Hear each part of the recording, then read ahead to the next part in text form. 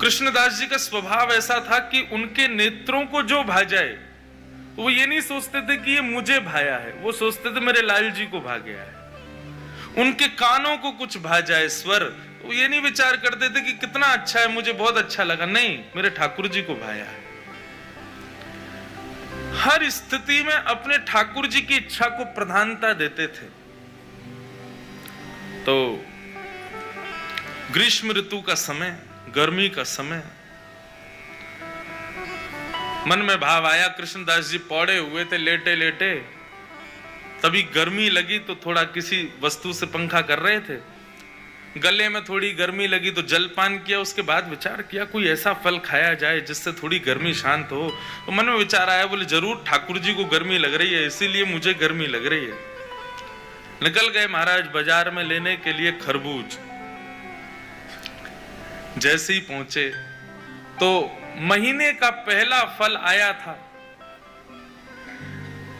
लेने के लिए जैसे ही पहुंचे, दुकानदार से जाके बोला भैया कितने का लगाया, भाव मोल करो।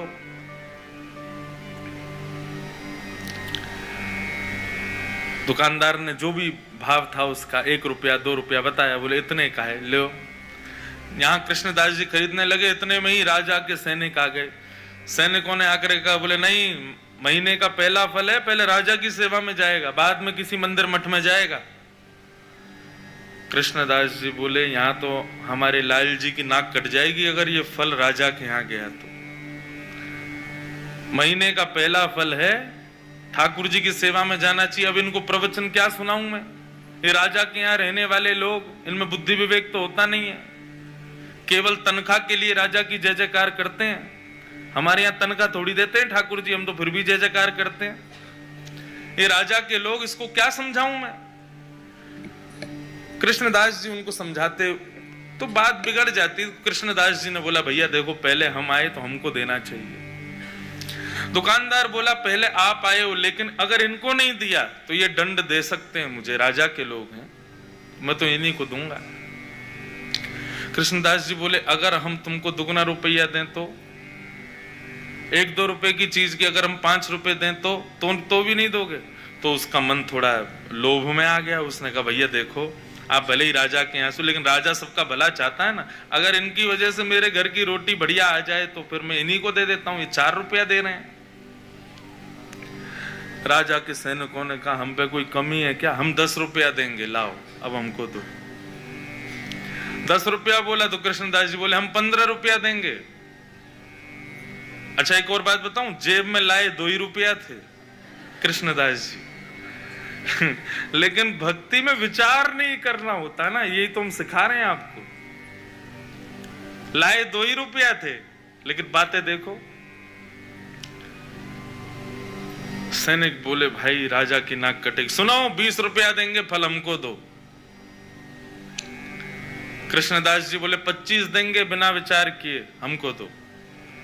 करते करते करते महाराज मोल पहुंच गया 90 रुपए पे। कृष्णदास जी सीधे बोले हम 100 रुपया देंगे, अब तो हमको देना ही पड़ेगा। फल वाला सोच रहा है ये जल्दी ले में, और मैं यहां से जाऊं, मेरी तो छुट्टी, अब तो 1-8 साल अगर दुकान नहीं भी लगाऊंगा तो चलेगा, 100 रुपया मिल रहे हैं, उस समय बहुत होते थे। जब 100 रुपए पर अंक पहुंच गया कृष्णदास जी का,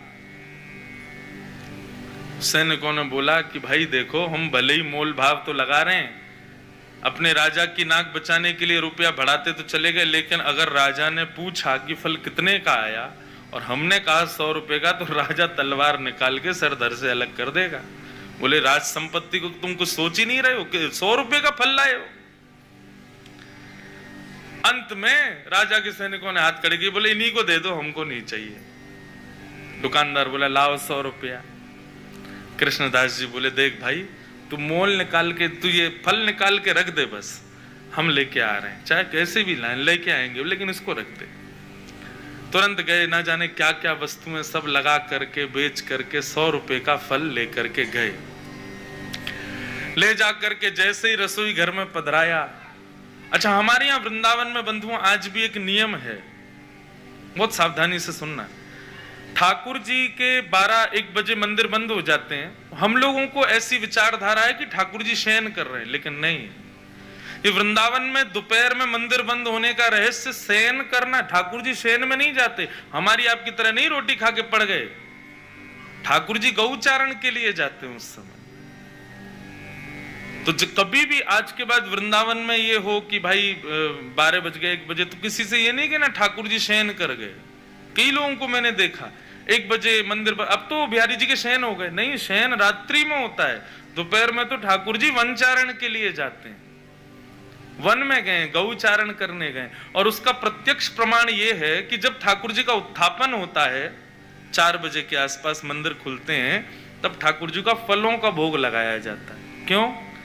इस भाव से कि ठाकुर जी वन में हैं और भिलनियां भोग लगा रही हैं। वन में कोई पके हुए पदार्थ तो मिलेंगे नहीं, तो इसलिए फल का भोग लगाते हैं। तो आज के बाद कभी भी दोपहर में ठाकुर जी का जब मंदिर बंद हो, तो उस समय भाव क्या है कि ठाकुर जी इस समय वनचारण में, यमुना के तट पे घूमने गए, बांडीर वन गए, गैया चरावे नंद बाबा की। इसीलिए कई जगह आपने देखा, देखो सेवा के भी बड़े भाव हैं। श्रीनाथ जी की सेवा, हम छोटे ठाकुर जी की सेवा करते हैं श्रीनाथ जी की। श्रीनाथ जी की सेवा में गैया और ये बच्चिया, ठाकुर जी के खिलौने, ये पूरे दिन ठाकुर जी के सामने नहीं रखते।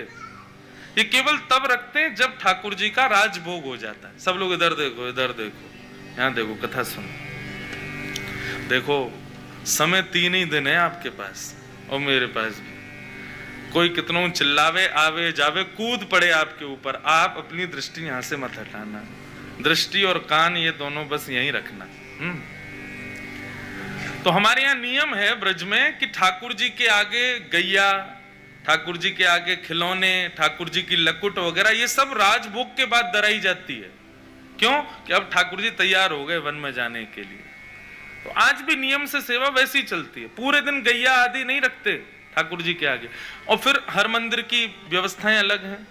राधा रमन जी की अलग है, राधा वल्लभ जी की अलग है, बिहारी जी की अलग है, श्रीनाथ जी की अलग है, गोविंद देव जी की अलग है। पर सब जगह भाव यही है कि दोपहर में ठाकुर जी गौचारण के लिए जाते हैं। तो कृष्णदास जी दोपहर में फल ले आए, रसोई घर में लाके फल रख दिया। रसोईया जी को बता दिया जाके, बोले हमने जो है वहां रसोई घर में फल रखा है, अभी उत्थापन में ठाकुर जी को खरबूज का ही भोग लगाना।